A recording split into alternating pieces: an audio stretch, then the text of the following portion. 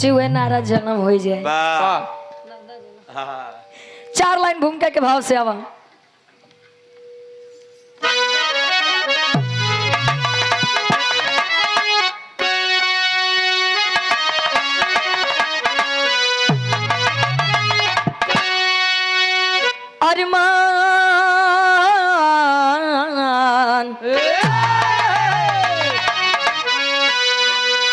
अरमान दिल में बनते हैं लाखों, कोटि कल्पना का देखो समावेश होता। ढह जाते सभी है महल ख्वाब के, कहे जब तक न ऊपर से आदेश होता। कर्म अनुरूप फल ही देते सभी को, अरे रखते हैं जो कर्म का देखो लेखा जो।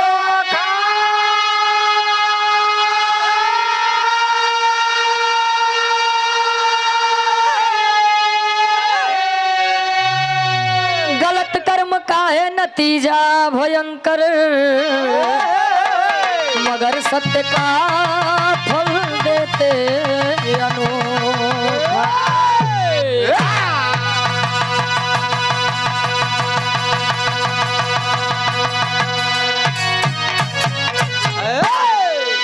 और आप आदरणीय परम सम्मानित बाबूजी श्री शिव कुमार आप खरे जी कल्याणपुर से 101 रुपए का महान आशीर्वाद।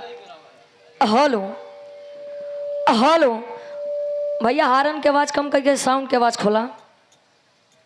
हेलो हेलो छोड़ दो।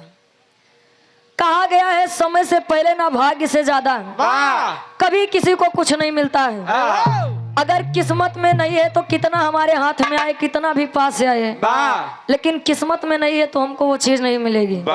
लेकिन अगर किस्मत में वो चीज लिखा है तो कितना दूर भागे, लेकिन लगे आए जरूर। बिरहा में बड़ी बढ़िया गजल के संकेत करते हैं कवि जी।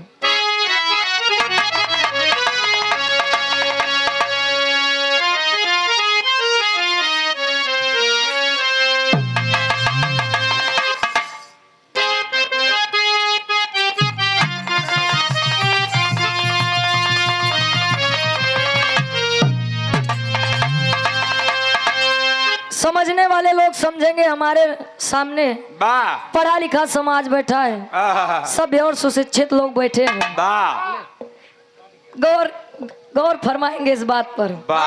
कवि जी लिखा था इनका,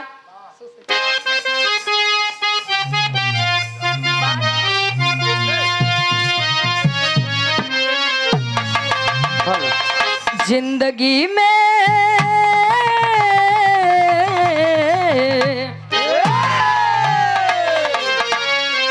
जिंदगी में हजारों का मेला जुड़ा, जिंदगी में हजारों का मेला जुड़ा।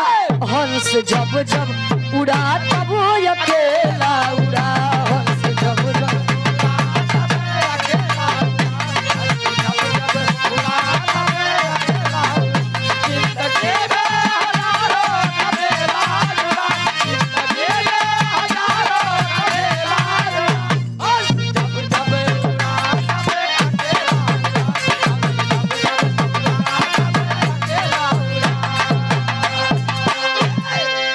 आदरणीय इस भाव को समझते हुए सुभाष बाबा जी कल्याणपुर से आपकी तरफ से 51 रुपए का महान आशीर्वाद। शायर के बाबूजी बाद में पढ़ दे भाई। जिंदगी में हजारों का मेला जुड़ा, हंस जब जब उड़ा तब अकेला उड़ा। कहा जाता है संसार में आने के बाद कितना भी रिश्ता नाता बना लीजिए, लेकिन जिस दिन इस संसार से जाना पड़ेगा तो अकेले ही जाएंगे। लेकिन भाव में कवि जी लिखा था इनका,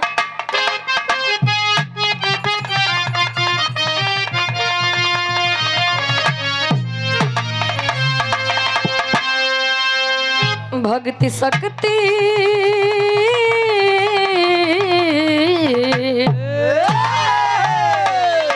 भक्ति शक्ति का फंदा है ऊंचे जुड़े, भक्ति शक्ति का फंदा है ऊंचे जुड़े। भक्त हित रहते भगवान हमेशा खड़े, भक्त हित रहते भगवान हमेशा खड़े, भक्त हित रहते भगवान। क्या बात है।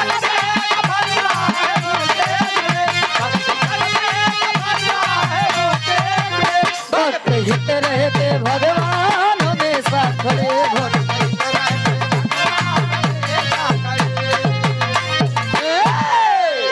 आप आदरणीय परम सम्मानित जन में सम्मान पाने वाले श्री कमलेश सिंह जी कल्याणपुर से कार्यक्रम के लिए आप मुंबई से पधारे हैं।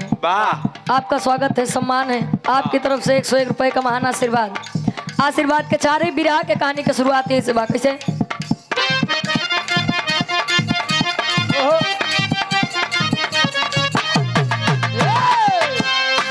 बचाता मौत के है मुख से इंसान वही, बचाता मौत के है मुख से इंसान वही, सुना है श्राप से देखो आसमान वही।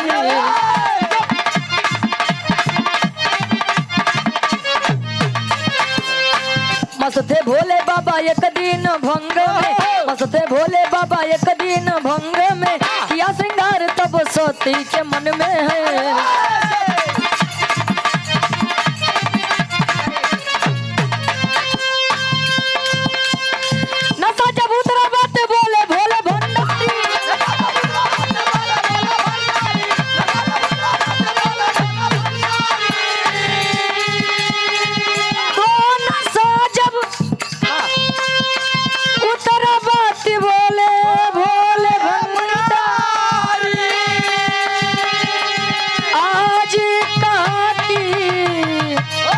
सती हो रही है तैयारी। विराह पे आप लोग ध्यान दिया सोना पूर्ण विश्वास बा कहानी शीशा के जैसा साफ हो जाए। महादेव जी कैलाश पर्वत पे गांजा भांग खाई के मस्त है अपने ध्यान में। यार माई सती जी 16 श्रृंगार कई के सोचा तई भगवान भोलेनाथ के जागे से पहले कैलाश पर्वत छोड़ दी नहीं थे, अगर उठ जाएंगे तो 50 प्रश्न करी हैं। जैसे माई सती जी 16 श्रृंगार कई के भगवान भोलेनाथ के सामने से गुजरे लगे। भगवान भोलेनाथ कहें सती ए सती बोला पति कहे कहाँ जाती है इतना शौक श्रृंगार कई के कहीं कतो तो ना बस यारे जाते कैलाश पर्वत घूमे। कहे सती हमसे झूठ जिन बोला सही सही बतावा कहाँ जाती है। भगवान भोलेनाथ उनके रूप देख के वर्णन करते हैं, गीत लगत बा। आप आदरणीय परम सम्मानी श्री सुशील त्रिपाठी जी उर्फी बबलू भैया आयोजक जी के आप छोटे भाई हैं। आपकी तरफ से 51 रुपए का महान आशीर्वाद। गीत लागत बा कोनो प्रेमी अपने प्रेमिका खातिर कहे का।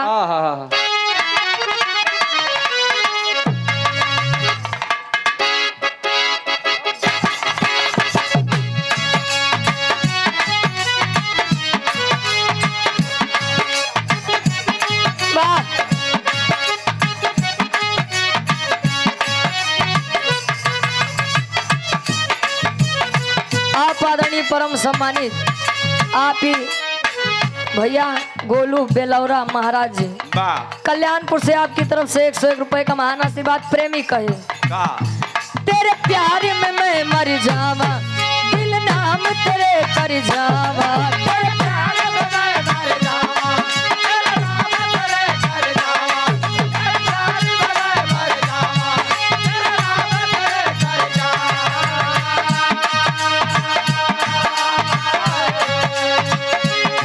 तेरे प्यार में मैं मर जावा, दिल नाम तेरे कर जावा, हमें ना भुलाना साजन, हमें ना भुलाना।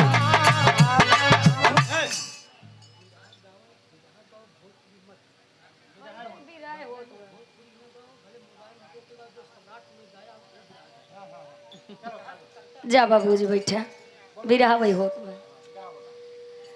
अब हमें ना भुलाना साजन, हमें ना भुलाना।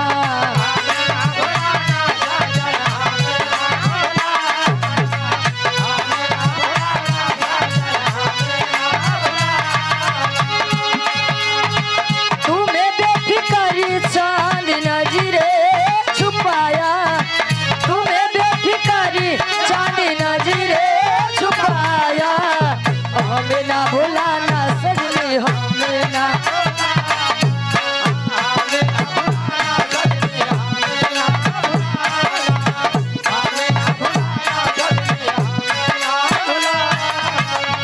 लेकिन भाव में गौर करिए भगवान भोलेनाथ कहते हैं माई गिरजा जी से 16 श्रृंगार सजाया, क्यों हमसे भेद छुपाया।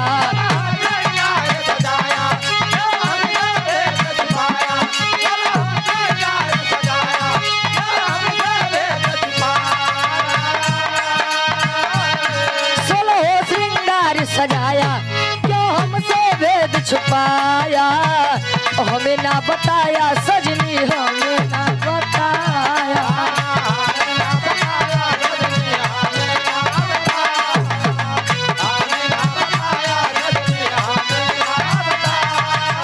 आप आदरणीय परम सम्मानित बाबूजी राजा पाल यादव जी पंडित कपूरवा से आपकी तरफ से इस भाव को समझते हुए 51 रुपए का महान आशीर्वाद भगवान भोलेनाथ वर्णन करते हैं रूप का माथे की बिंदिया उड़ जाए निदिया, हाथों में कंगना, पाँवों में रंगना, कानों में बाली, होठों पे लाली, काली गुलाबी साड़ी,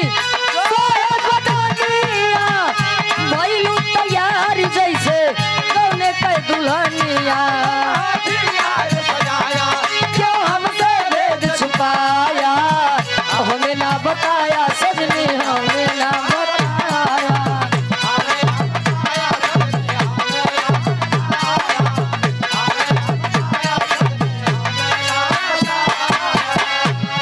और यहाँ आदरणीय परम सम्मानित बाबूजी राम बहादुर यादव जी बेनी कपूरवा से 51 रुपए का महान आशीर्वाद इस भाव को समझते हुए भगवान भोलेनाथ कहें सती सही सही बतावा तू जात कहाँ है। पहले के पति परमेश्वर रहे न्याज, पत्नी परमेश्वर, जहाँ एक बार काका दादा हरे रोक दे कि काम नहीं करे के बाद तू काम नहीं कर सकत रहे। आज के दुल्ही जैसे गोसाइए सबसे पहले अपन कपड़ा भरी है, हम जाते अपने नैहरे अपन ही देखे है। माई सती जी कहीं अच्छा बताओ तो, लेकिन पहले वचन देख चले खातिर जिद न करब। कहीं सती बिना बताए तू ऐसनो कतो न जाबू, तो भलाई तुहार ही में बताए दे तू कहाँ जाती है। माई सती जी बताओ तो विराह में गीत लगत बका। आप आदरणीय परम सम्मानित श्री देवी शरण श्रीवास्तव जी 51 रुपए का महान आशीर्वाद।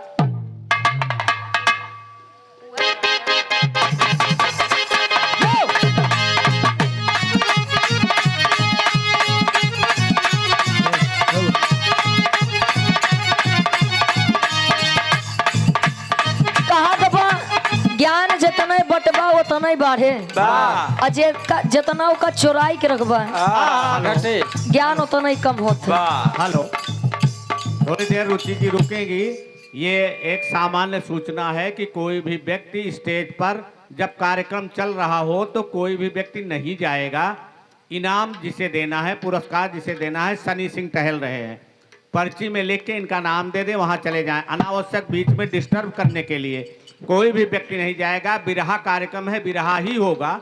वो तो एक बीच में गीत के कटपीस ले लिए जाते हैं, आप लोग इतना नहीं जानते, इसलिए वो समझा के कह रही हैं। आप लोग कृपया मंच पे कोई भी नहीं जाएंगे और अनावश्यक कार्यक्रम में व्यवधान नहीं पैदा करेंगे, एकदम क्लियर समझ लीजिए। और चलिए रुचि जी अपना कार्यक्रम शुरू कीजिए। लइको कहता बटा बटा गोरी बोतल हजार पैबू,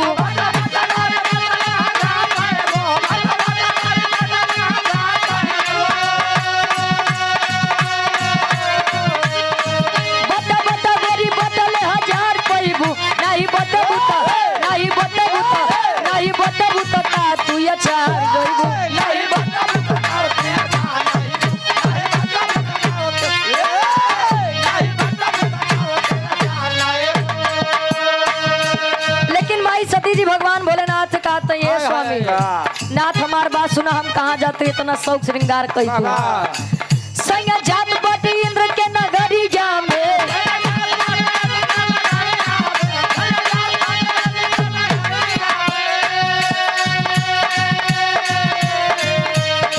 संग जात बटी इंद्र के नगरिया में, आज सब लगी, आज सब लगी, आज सब लगी बीच बखरिया में, आज सब लगी बीच बखरिया में।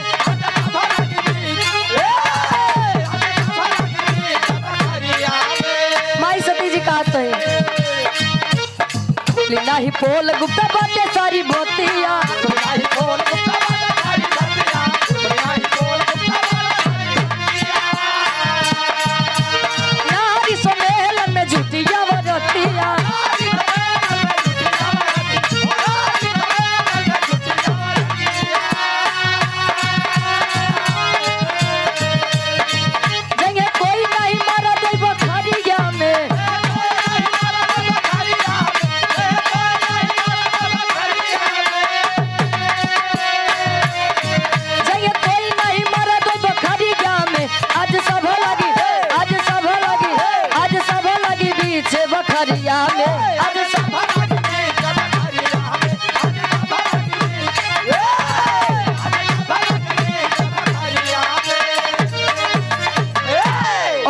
आदरणीय इस भाव को समझते हुए श्री गोलू बेलौरा महाराज जी आप कल्याणपुर से आपकी तरफ से पुनः 101 रुपए का महान आशीर्वाद के चाह रहे कि हम बच्चे अपनी कला में कामयाब रहें। सती जी बता रही हैं स्वामी हम तैयार हो के जाते ही इंद्र जी के नगरी में आज हुआ नारी सम्मेलन बा। भगवान भोलेनाथ कहे इंद्र जी के इतनी मजाल देवों के देव महादेव जी का न्योता नहीं दे इतनी मजाल कहीं स्वामी हुआ आप के नहीं देवता के न्योता नहीं रहा हुआ कौनो देवता के न्योता नहीं दिन के बाद कहन क्यों का दे ना दे लेकिन हम तो देवों के देव महादेव जी है हमका तो देख रहन कहीं सती अच्छा चला छोड़ा केवल हुआ देवी हिया रहे वैसनो हम उबियाइन जाब एक काम करा चला तनी हम मनोरंजन करे आई भगवान भोलेनाथ जीत करत हैं तेरी के भाव में कवि जी लिखत हैं।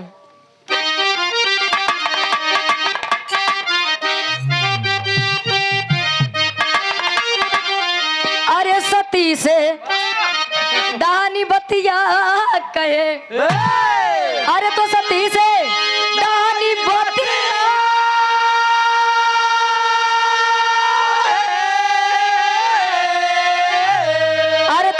से दानी बतिया कहे चल भाई सभा मजारी जागल की समतिया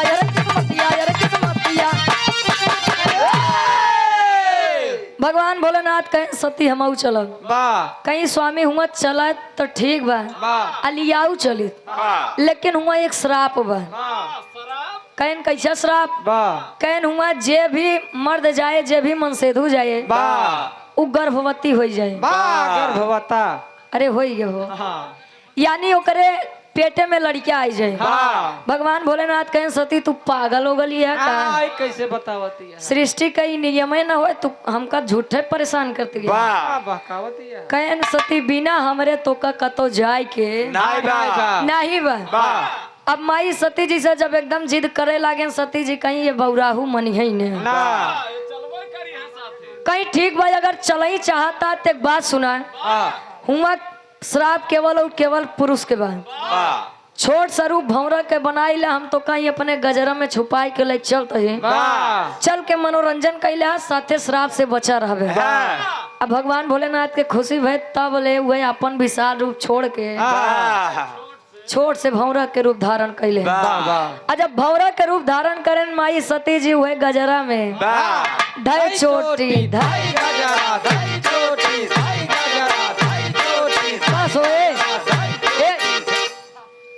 अब जब एकदम कस के बांध ली कहे सती अब हमार फटे कहे सती हो अब हमका निकारा जान लब एकदम हम पसीना पसीना हो गए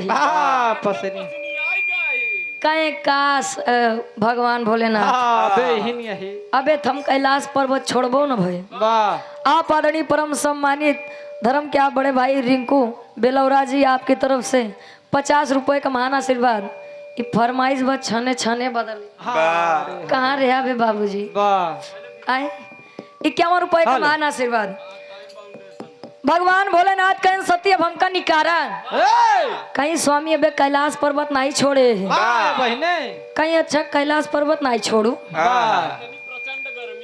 कहीं न काम करा अच्छा चला हम बर्दाश्त कैले और धीरे धीरे जब इंद्र जी के नगरी में प्रवेश करे लगे सती जी कहें सती एक बात बताई अब हमसे बर्दाश्त होए हमका जब तुरंत निकाला जान ले हमारा डखना पखना एकदम चपक गवा कहीं स्वामी तनिक देर अगर बैठा थोड़ी देर विराम में आखिरी गीत लगत बा कवि जी उनकर छोट स्वरूप देख के लिखत है इनका हेलो फिर हारन बढ़ाई हारन के बाद कम के दबिया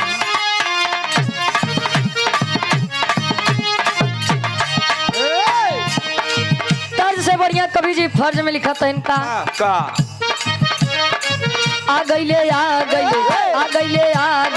आ गईले भोला त्रिपुरार देखा भंवरा बन के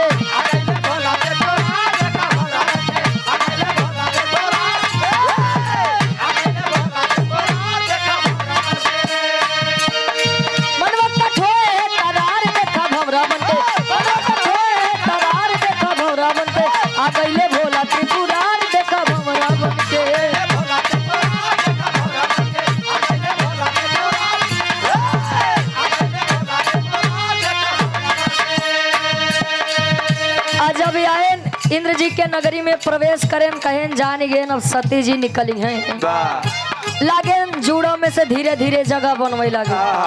आज जब जगह बने पाइन करें का बोला न माने बतिया भारी कर दिहले घटिया।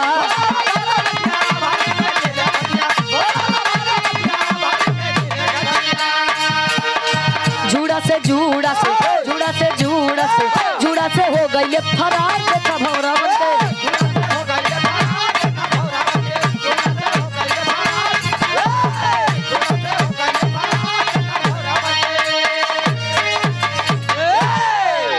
भगवान भोलेनाथ जैसे जगह बन पाए तब ले गौरा जी के जूड़ा में से निकल गए। और जब निकल पाए तो कतो यह देवी के ऊपर कतो वह देवी के ऊपर कतो यहाँ से झटका जाता है कतो वहां से पटका जाता है।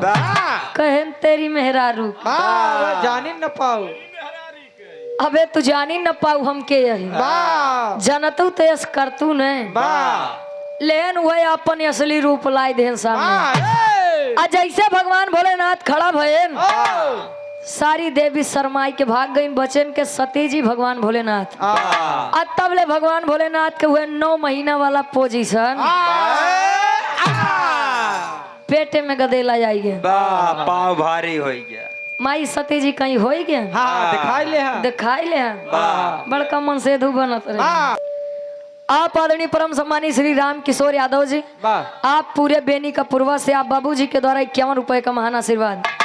माई गिरजा जी कहीं अब हम का दिखाऊ सबका अपन मुंह कैलाश पर्वत पे तो कल के चलब सब पूछिए माई जवन काम तोहार रहन होका तो भगवान भोलेनाथ देखत सबको लाग रहे कहे सती अब जवन भात तवन भवे भाई चला अब तनी मसाला उसाला पीसा कम से कम लड़किया एकदम स्वस्थ पैदा हो चाहिए 8-9 किलो के अरे तना स्वस्थ हो। पापड़ के भाव में कवि जी लिखा है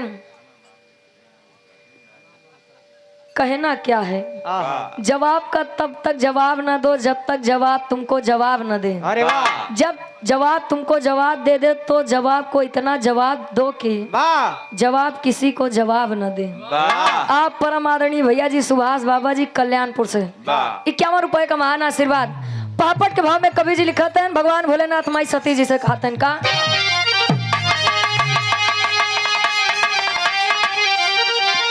अरे शिव शंकर जी नहीं माने अब बतिया मतिया मारल बा। अरे तो शिव शंकर जी नहीं माने अब बतिया मतिया मारल बा। आखिर सर पे या गईली भी पतिया मतिया मारल बा।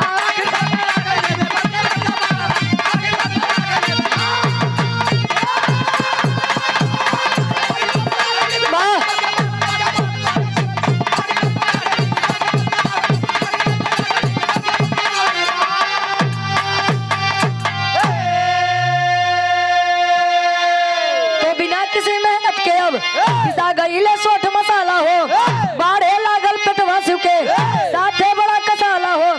अरे तो चिंता में शिव काटे दिन रतिया मतिया मारल बा।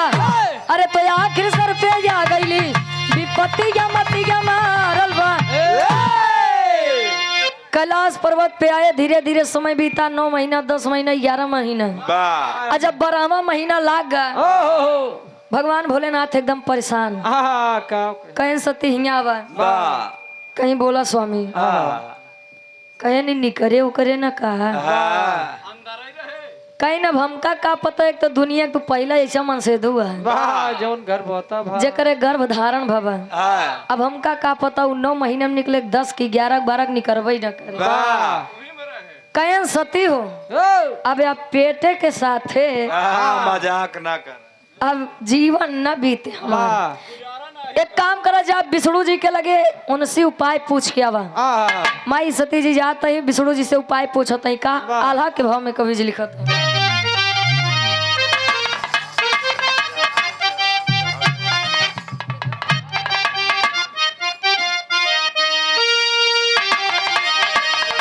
तो सुर नर मुनि करते जे कर भजनिया बाबू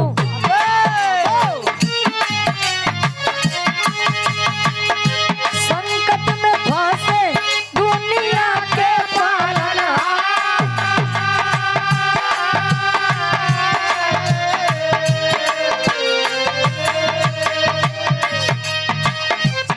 सती जी पहुँचली जाके विष्णु के समनवा भैया।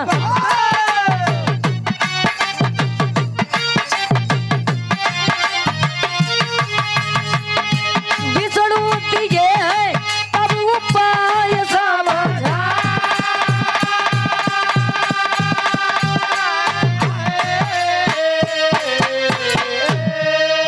आप आदरणीय परम सम्मानित श्री शिव कुमार यादव जी बेनी का पूर्वा से वाह आपकी तरफ से 51 रुपए का महान आशीर्वाद। कहानी हमारे एकदम करीब में बा। वाह सती जी विष्णु जी के पास जब गए आहा सारी घटना बताई कि स्वामी ऐसा ऐसा बात बा, वाह हमरे प्रभु के जीवन अब पार करा। कहें सती जी लड़का ऐसे न निकले काम करा, वाह एक आध जंगल में लई के जा और उनकर पेट चीर के लड़कियां निकाल के वही जंगल में बहाय दो। वाह लड़किया के ऊपर ढेर मोह माया जिंद खाऊ, वाह नहीं तो बड़ी बदनामी होए कि बतावा शंकर जी से लड़किया भवा वाह कहीं। लेकिन हमरे प्रभु ठीक कैसे हुई हैं? वाह कहीं नहीं, तोरे सबसे छोटकनी अंगूरी में वाह अमृत रस बा, वाह वही अगर पियाई देबू तो पहले जैसा ठीक हो जाएंगे। वाह सती जी आई खुशी खुशी लियाई के गई भगवान भोलेनाथ का जंगल में। सारी बात बताई भगवान भोलेनाथ कहें सती हो पहले अमृत रस पियावा ओकरे बाद पेट चीरा। वाह वाह ढेर न बोला करा। आप आदरणीय परम सम्मानित शंभुनाथ गुप्ता जी भगवतीगंज की पावन धरती से 51 रुपए का महान आशीर्वाद। माई सती जी पहले अमृत रस पियाई बाद में लड़कियां चीर के निकाली, पेट चीर के लड़कियां निकाली। ऑपरेशन और जब निकाली तब कभी जी लिखा था खड़ी के भाव में।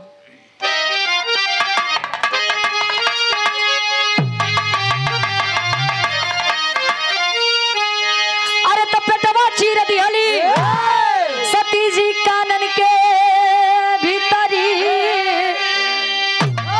अरे तो पेटवा चीर दिहली सती जी कानन के भीतरी। तरखली छुपा के ललना भेद न जाने सबरी।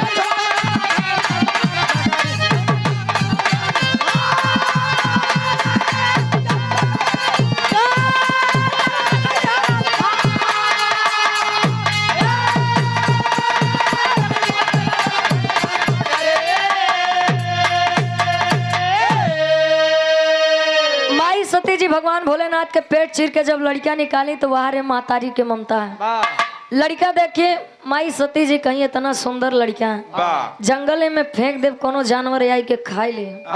हम ले आई के जाते ही छुप के, लेकिन एक पालन पोषण वाह हम करब। कैलाश पर्वत पे ले आई के आई, धीरे धीरे समय बीता। ओहो। सृष्टि के रचयिता ब्रह्मा जी गए लगे। वाह ब्रह्मा जी कहें सती जी लड़का हाँ तोहरे लायक आप लगे रहा उचित नाई है, वाह ये लड़का हमका दे दे। वाह माई सती जी लड़का देते हैं, लड़का के नाम का पड़ा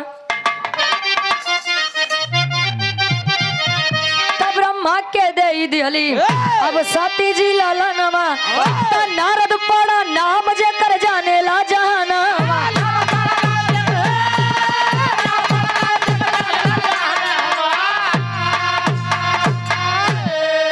तो नारायण के भक्तों में, अरे नारायण के भक्तों में अब झंडा फारी। तो नारायण के भक्तों में अब झंडा फारी। तरखली छुपा के ललना भेद न जाने सगरी। ब्रह्मा के दे दियली सती जी ललनवा त नारद पड़ा नाम जे कर जाने ला जहनवा। वाह। नारद जी का के नहीं जानत, जहाँ विष्णु जी के नाम आए हुआ जान ला नारद जी के नाम जरूर आए जरूरी बा। वाह भैया हो आहा, ब्रह्मा जी के मानस पुत्र कहे जाते हैं नारद जी। वाह और नारद जी के जन्म भगवान भोलेनाथ से बा। वाह बाकी जहाँ न पहुँचे रवि वहाँ पहुँचे कभी कभी। वेद में भेद नहीं, भेद है विद्वानों में। वाह भैया हो जे जहाँ से पावत है वहीं से लिखत है, गवैया वहीं से गावत है। वाह आखिरी में खानदान के परिचय बा। वाह आप गोलू बेलौरा महाराज जी आपकी तरफ से 100 रुपए का महान आशीर्वाद।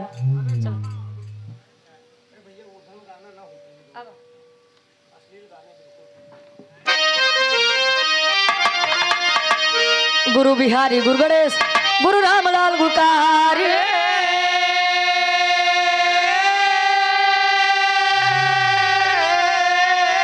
अरे स्वर्ग बसे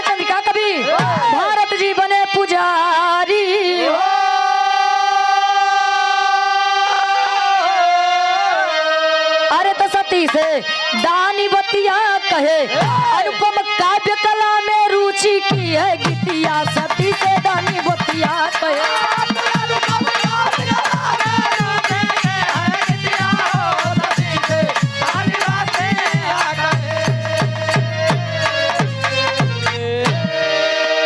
गोविंद जी के नंबर बा, आप लोग बाहर से आनंद लीजिए।